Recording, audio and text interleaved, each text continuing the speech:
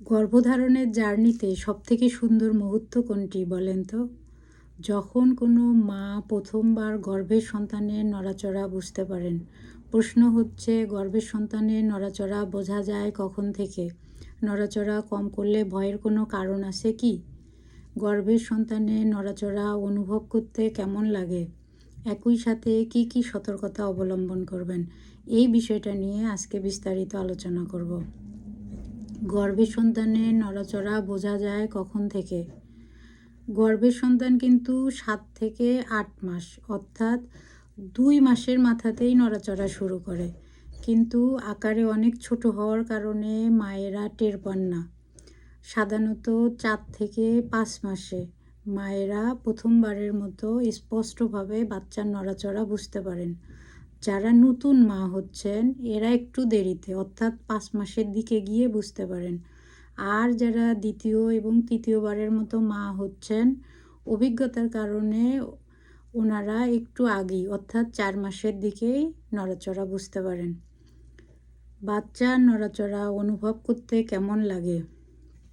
প্রথম দিকে বাচ্চার নড়াচড়া অনেক বেশি জোরালো হয় না। মনে হতে পারে পেটের ভিতর হালকা প্রজাপতি উঠছে, বুটবুট করছে। অনেকে আবার এটাকে পেটের গ্যাস মনে করে ভুল করেন। তবে সাধারণত 7 থেকে 8 মাস এই সময়ে বাচ্চার হাত পা শক্ত হতে শুরু করে এবং স্পষ্টভাবে বাচ্চার নড়াচড়া বোঝা যায়। অনেক সময় বাইরে থেকে দেখেও বোঝা যায়।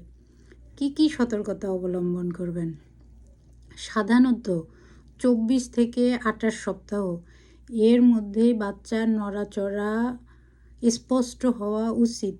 যদি আপনি 28 সপ্তাহের পরেও গিয়ে বাচ্চার নড়াচড়া বুঝতে না পারেন, তাহলে অবশ্যই চিকিৎসকের পরামর্শ নিন।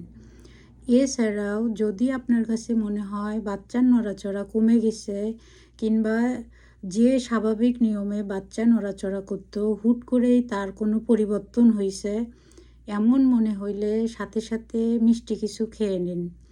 বিছানায় বাম কাত হয়ে টানা 2 ঘন্টা শুয়ে থাকুন এবং 2 ঘন্টায় বাচ্চার নড়াচড়া কাউন্ট করুন। 2 ঘন্টায় অন্তত 10 বার বাচ্চার নড়াচড়া না করলে অবশ্যই বিষয়টি অবহেলা না করে যত দ্রুত সম্ভব চিকিৎসকের পরামর্শ নিন।